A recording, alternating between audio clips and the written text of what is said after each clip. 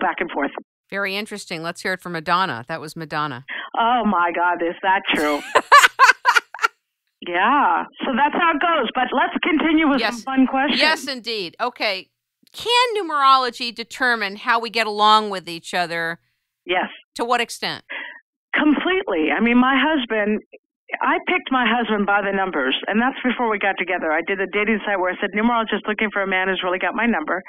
And, men applied, put their birth dates down. I ran charts until I found Charlie Youngblood. And we've been together 8 years, and he is, honest to God, he is my best friend, and our chemistry is phenomenal, and I always thank God that he's in my life every day. So that was by numbers, because there's 3 numbers in a name, 3 numbers in a birth date, and when you do a numerology chart comparison, you can see what the connection is. So that's how strong it is. That's interesting.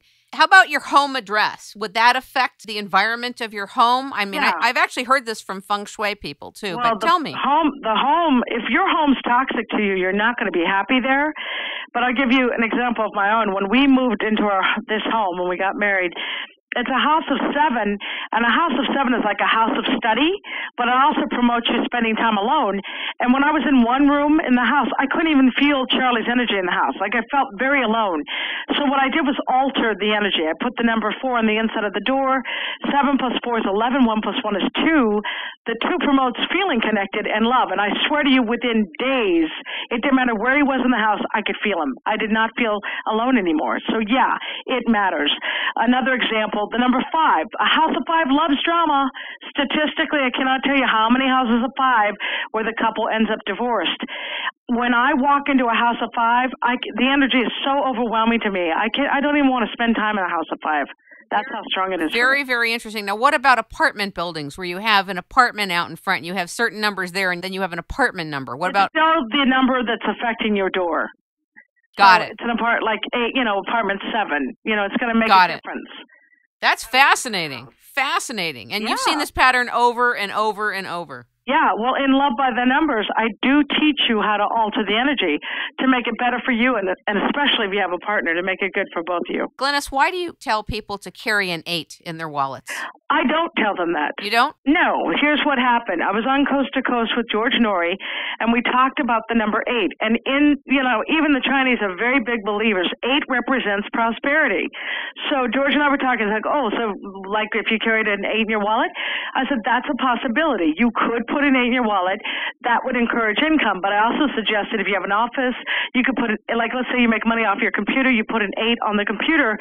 But whatever you do, you can't go 8 crazy. If you put too many 8s, you start to cancel. Yeah, you can cancel the energy. So what happened after saying that on George, we just had so many success stories, it wasn't even funny. People put 8 in the wallet, they started making more money, or people put an 8 on the computer and got the biggest job they ever got. So that's how it all went down. But no, I never ran around saying put the 8. Okay, good. I wanted to clarify that because it sounded like a lucky charm there. Well, it's a lucky charm for those who believe. Remember, 8 represents money. Like, I'll give you another example. I went to a really bad neighborhood. I was just driving, and I was hungry with a friend of mine. This was years ago. And I walked into this place. Well, it was a zoo. Like, the place was packed. And I thought, how random that in this not-so-good area, it's really packed. I went to the cash register, and there was a huge 8 sitting on the register. Wow. And I just laughed to myself and thought, well, there's the power of 8. Now, if you are compatible to the number 8, I'm all about it. I say go for it. But example, Kim, you're a 1. 8 would not be smart for you to put on your wallet. I'm a 3. 8 wouldn't be good for me. But other people are compatible to the energy, and I think that's why they had this success. Interesting. But I was born on the 8th of May, so it doesn't matter. You're still a 1 life path. Got you. Yeah. Well, there are 3 ways that the numbers exist. You've got compatible numbers. You've got natural match numbers. A natural match is what you want because it means you have a natural rapport with someone. It's like you could finish each other's sentence. Compatible means you can agree to disagree. But a challenge number, also known as toxic, means no matter what you say, it's a breakdown in communication, and it can be very exhausting. How did you come up with these patterns? Well, I've studied numerology, my goodness, for 25 years. So I started to see patterns. I did over 20,000 readings, and I reached some unique conclusions in the science of numbers, and that's why I've written 3 books. Absolutely fascinating. What is the personal year cycles? A personal year cycle, it starts January 1st, because here's how you find it. You take your month and day and reduce it to one digit. So in your case, it would be 5-8. 8 plus 5 is 13. 1 plus 3 is 4. So that gives you a 4, and you'd add it to the world number. 2010 breaks down to a 3. 2 plus 0 plus 1 plus 0 is 3. So what do you got? You're in a cycle of 7, because 4 plus 3 is 7. And what it means is, like for you, it means you need to be tapping more into your spirituality than ever, Kim. And you're going to get your answers by yourself more than from other people. Like trusting your gut instinct is going to be stronger this year than ever. And also nature's beauty has a profound effect on you. So if you can travel and get where the water is, or just something beautiful, sunsets, flowers, all of that's going to affect you in a big way this year. I love all that. I'm looking forward to it. Yeah. So we all have personal year cycles. And what's funny, some numerologists evidently say that your birthday is when your cycle shifts. Well, that's ridiculous, and here's why. If the new year, the number affects the shift, how does it change on your birthday? Like, it's my birthday today, but it's not suddenly 2011. Right. So isn't that silly? So I'm not even sure how they're doing it, but since mine's accurate, I guess I really don't care. By the way, there's only one type of astrology that's evidence-based, and that's Magi astrology from China. But everything else is just different systems, but there's no way to track if it's actually effective and accurate.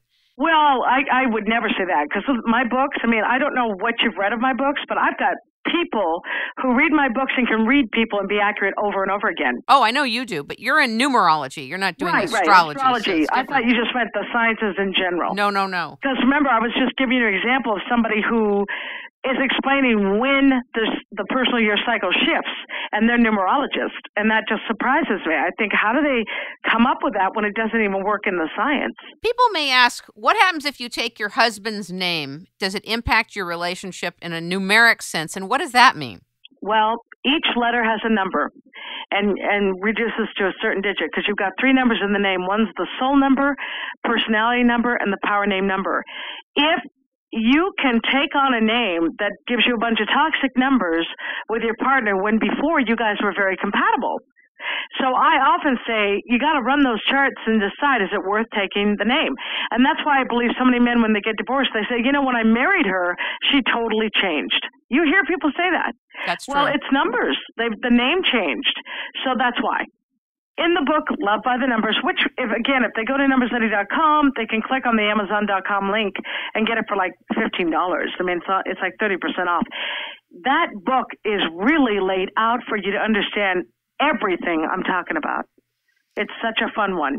Now, good read. A lot of times with wedding dates, people just do it when they can book it with their wedding planners. Yeah. That's not the way to plan a wedding date. No, it's a big mistake. What I say is, you can pick a date that's perfect for you and your partner that guarantees a pleasant day versus the nightmare. Here's an example. Even with Chelsea Clinton, they talked about that perfect wedding. Yeah. But then I read more carefully, because I knew it couldn't have been a perfect wedding, because it was a 4 or 5 day, which is like duality, which is never ideal. She dropped his ring when she was supposed to put it on his finger. She dropped it. That's drama. There's only certain things you do on a wedding day, right? That's one of them. So it just made me laugh, because like with me and my husband, I did pick the perfect date for us as a couple, and it was a perfect day. It was really lovely. Everything did go without a hitch. But yeah, I teach you how to do it, because there's 3 numbers that affect a day: the actual day, the month and day reduced to 1 digit, and then the full date reduced to 1 digit. That's how you get the energy. Fascinating. Yeah. And I know now you do believe in lucky numbers then. Well, here's what I say about that. In a way. Your life path. Like example, when people win the lottery, they often say, wow, I used my birthday. Like, you hear that more than anything else with the big winners, that they played their birth numbers as well as some other numbers they came up with. So I believe the birth numbers are, of course, considered lucky, but your life path number, I had a gal who was a 1, and she played her lucky numbers, which would be like 1, 10, 19, 28. Because 1 plus 0 is 1, 1 plus 9 is 10, 1 plus 0 is 1, 28. 2 plus 8 is 10, 1 plus 0 is 1. Do you see? Each one adds up to 1. Well, she played this whole group of numbers and then added a random one from out of her head. She won $250,000 and had never won anything. So to me, yeah, there are lucky numbers, no question. Actually, there was a guy out of Britain who did a major study on luck. And one of the things he found out